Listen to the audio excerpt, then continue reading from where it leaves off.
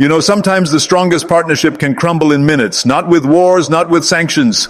It breaks with one meeting, one refusal, one man who looks power in the eye and says no. And tonight, we're diving into that moment. The moment when Donald Trump did something unprecedented. He didn't blame a country. He didn't blame policies. He blamed one Indian. In his own words, that single person destroyed America-India relations. So who is this man? What happened in that room where cameras weren't allowed? And how did one conversation change the trajectory of two superpowers? This isn't about trade numbers or defense deals. This is raw. This is personal. This is about the collision between American expectations and Indian pride. This is about one voice that refused to bend and made the most powerful man on earth take it personally. So stick with me, because once you hear what really went down behind those closed doors, you'll never see global politics the same way again. Look, it wasn't that long ago when India was just another developing country. That's the polite way the West used to say, not important. They saw poverty, they saw chaos, they saw a nation grateful for whatever attention it got from the big players. What they completely missed was the hunger, the determination to rise. Today, India isn't asking for permission anymore. The International Monetary Fund says India is now the fastest growing major economy on the planet. While Europe fights recession and America worries about inflation, India is building. The numbers don't lie. GDP growth is outpacing Germany, Japan, even the U.S. itself. This isn't just recovery, this is dominance.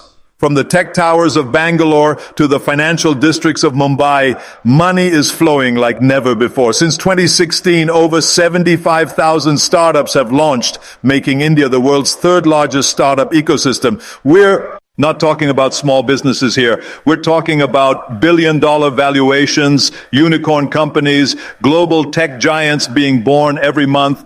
When COVID hit and the world panicked, what did India do? It became the pharmacy for the entire planet. Over 80 countries got their vaccines from India. The country that was supposed to need help became the lifeline for everyone else. While the West struggled with supply chains, India was exporting medicines, vaccines, and medical equipment across the globe. And suddenly, the power dynamic shifted. India wasn't the grateful recipient anymore. India had options, real options. This wasn't the same country that would nod and smile at whatever America offered. This is where our story really begins, because Trump, being Trump, walked into this new reality expecting the old rules to still apply. He expected India to be thankful. He expected compliance. He was about to meet the man who would change everything, Dr. S. Jaishankar, India's External Affairs Minister. If you don't know this name, you should, because this is the man who made Trump so furious that he personally blamed him for destroying the relationship between two nuclear powers. Jaishankar isn't your typical diplomat. He doesn't do small talk. He doesn't flatter egos. He walks into rooms representing 1.4 billion people and he acts like it. Sharp, strategic, and completely unimpressed by American pressure tactics. During Trump's presidency, everything was supposed to be on the table. Trade deals, defense partnerships, strategic alliances. Modi and Trump had their public friendship. Remember Howdy Modi? 70,000 Indians cheering Trump in Houston. Trump loved every second of it. But behind those camera-ready moments was a different story. Because while Modi was playing the diplomatic game, Jaishankar was holding the line. And that line was simple: India will not be dictated to. The breaking point came during high-level talks that most people never heard about. Secret meetings, closed doors, no media. This is where the real business gets done. Trump's team came in expecting quick wins. They had their demands ready. They wanted India to stop buying weapons from Russia. They wanted India to reduce trade with Iran. They wanted India to pick America's side in every global dispute. Basically, they wanted India to become America's junior partner in Asia and be grateful for the privilege. The meeting was tense from the start.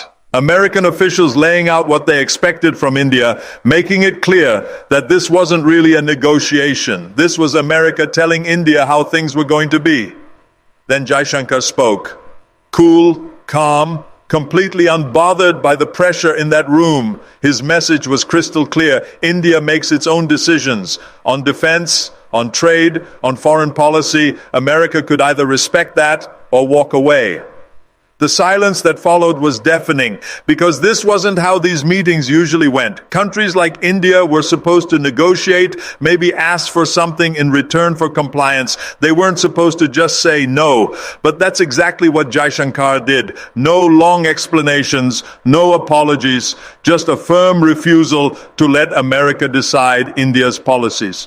You have to understand what a shock this was for Trump's team. They were used to dealing with allies who needed American approval, who feared American displeasure. But India had Russia for weapons, the Middle East for oil, Europe for trade, China for manufacturing. India didn't need to depend on America for anything, and that terrified them. When they pushed harder on the Russia weapons deal, Jaishankar didn't blink. India would buy what it needed from whoever offered the best terms. When they demanded India condemn Russia over Ukraine, Jaishankar said India would stay neutral. When they wanted India to cut ties with Iran, Jaishankar said India's energy security came first. Every American demand met with quiet, unshakable resistance.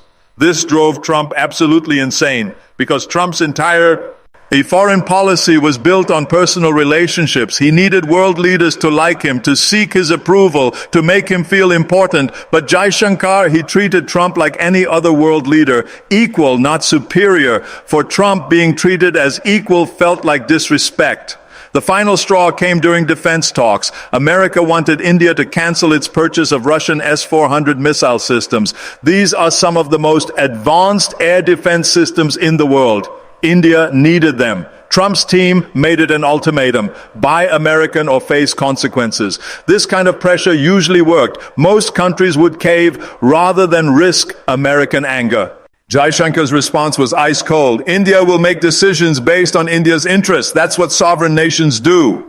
Sovereign nations, those two words hit like a bomb in that room, because what Jaishankar was really saying was, we're not your colony, we're not your puppet, we're an independent country that makes independent choices. And Trump took it very, very personally. After that meeting, everything changed. The public smiles continued for a while. Modi and Trump still appeared together at events. But behind the scenes, the relationship was freezing over. Trade negotiations that should have been straightforward suddenly became impossible. Defense cooperation hit roadblock after roadblock. Trump started complaining publicly about India's trade practices. He ended India's preferential trade status. He began talking about India like it was an adversary instead of an ally. Then came the moment that revealed everything. In a private conversation that later became public, Trump said the words that showed exactly how personal this had become. It's not India that's the problem. It's one Indian who destroyed our relationship. One Indian. He was talking about Jaishankar, the man who dared to say no. This is where the story gets interesting, because Trump's anger revealed something important about how power really works. It's not just about countries or policies. It's about people. It's about ego. It's about respect. Trump didn't feel rejected by a nation. He felt rejected by a person. And when someone like Trump feels personally rejected, he doesn't forget. He doesn't forgive. He takes it out on everyone. But here's what makes this story truly remarkable. Jaishankar didn't insult Trump. He didn't attack America. He didn't even raise his voice. All he did was refuse to pretend that India should be grateful for whatever America offered. That refusal changed everything, because it showed the world something that Washington didn't want anyone to see. America couldn't just order other countries around anymore. Even allies had choices now. Even partners could say no. And when India said no, it didn't collapse. It didn't get punished. It got stronger.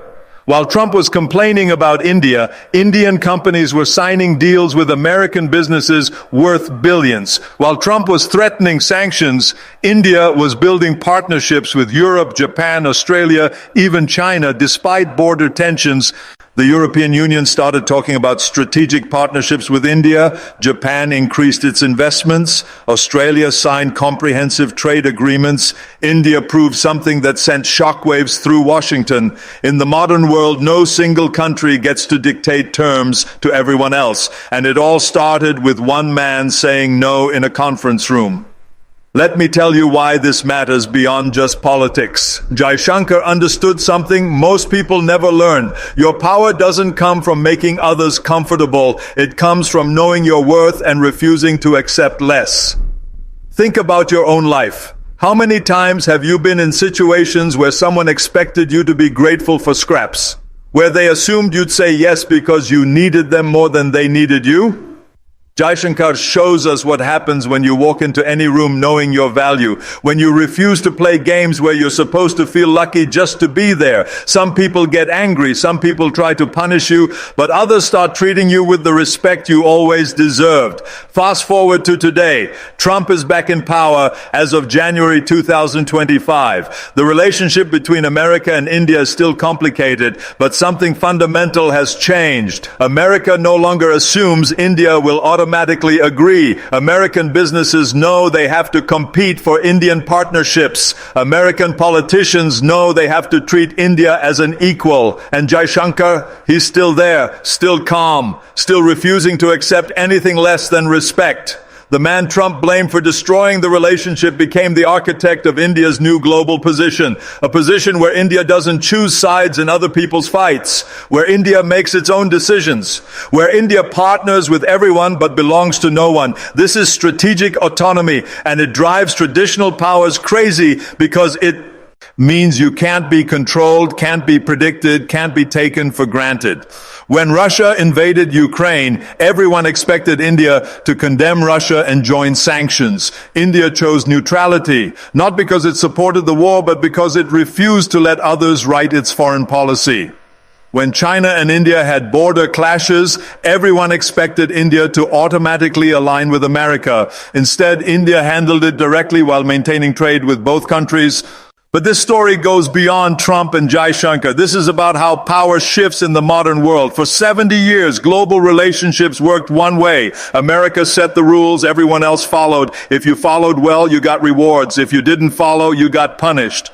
That system worked when America controlled half the world's economy and had the only serious military force. But that world doesn't exist anymore. Today, there are multiple power centers. China has massive economic influence. India has enormous population and growing wealth. Europe has huge markets. Russia has nuclear capabilities. In this new reality, countries don't have to choose between America and everyone else. They can pick America for some things, China for others, Europe for still others. They can be strategic, they can be selective, they can be independent. And that's exactly what India decided to do. When America said choose us or China, India said we'll choose what's best for India. When America said buy our weapons or face consequences, India said we'll buy the best weapons regardless of source.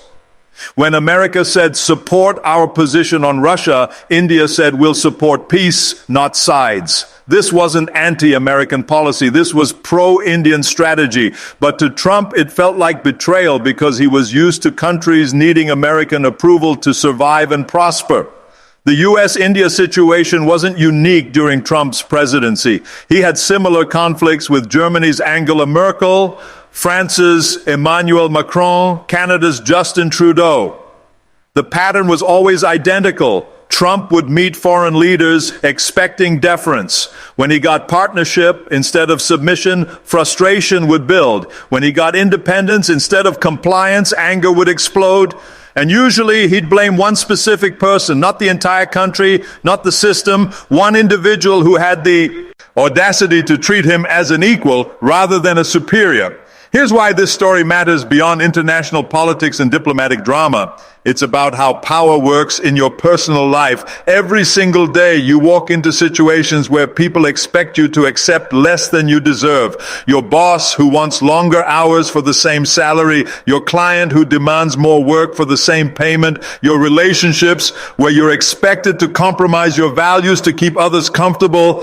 In those moments, you face the same choice Jaishankar faced. Accept unequal terms to maintain peace, or demand equal treatment and risk losing the relationship entirely. Most people choose the first option. They accept less because they fear losing what they have. They stay quiet because they fear conflict. They compromise their principles because they fear consequences. But here's what Jaishankar understood that most people miss completely. Sometimes relationships aren't worth keeping if they require you to accept less than you deserve. Sometimes peace isn't worth maintaining if it requires silence about unfairness. Sometimes safety isn't worth preserving if it demands compromising your core values. When Jaishankar said no to Trump, he wasn't trying to be difficult or stubborn. He was demanding to be respected as an equal. And respect can never be given as charity. Respect must be earned through strength. Sometimes earning respect requires risking rejection completely. The people who shape history, who change industries, who build movements, who create lasting legacies, they're not the ones who always say yes to everything. They're the ones who know exactly when to say no. They understand that some relationships are only valuable on equal terms. They would rather walk away from bad deals than accept bad deals. They measure success not by what they avoid losing, but by what they refuse to tolerate. So the next time someone questions your worth, your position, your right to equal treatment, remember this exact moment. One diplomat, one conversation, one stand that changed global dynamics forever. Because that's how real change happens. That's how nations rise from followers to leaders, and that's how individual voices can echo across the entire world. You don't have to fight loudly to be powerful. You just have to know exactly who you are and what you won't compromise. And when pressure comes, when demands are made, when people expect you to shrink to make them comfortable, that's when your character gets tested. Jaishankar passed that test. He showed the world that New India doesn't ask for respect, it commands respect. He demonstrated that dignity isn't negotiable, even when dealing with the world's most powerful leaders. This moment matters because it proves that principled resistance can reshape entire relationships. That standing firm on your values can change how others see you permanently. That sometimes the most powerful thing you can do is simply refuse to accept less than you deserve. Today, U.S. India relations continue, but they're fundamentally different. They're not hostile, but they're not what they could have been. Both nations still cooperate on many issues while maintaining disagreements on others. India kept buying Russian energy after Ukraine conflict began. America wasn't pleased but couldn't stop it. India continued developing economic ties with China despite American pressure to contain China. Again, America disapproved but had to accept reality. The relationship survives because both countries need each other strategically, but it's now a relationship between equals, not between leader and follower. And that transformation, that shift in fundamental power dynamics, started in that room when one Indian diplomat looked one American president directly in the eye and refused to back down. Trump left office still convinced that Jaishankar had destroyed a potentially historic partnership. Jaishankar continues as India's foreign minister, still believing he preserved India's dignity while maintaining America as a valuable partner. Who was right? History will make that judgment, but one thing is absolutely certain. The world learned something crucial from watching these two strong-willed individuals collide. Sometimes standing your ground means losing some ground, but sometimes losing ground is infinitely better than losing your soul. Sometimes the relationships worth having are the ones that survive your complete refusal to be less than you truly are. In the end, when Trump said it wasn't India that failed America, but one Indian individual, he revealed something bigger than he intended. That sometimes dignity gets mistaken for defiance. That sometimes standing tall means walking away alone. But history will decide whether that was destruction or the beginning of a completely new kind of diplomacy.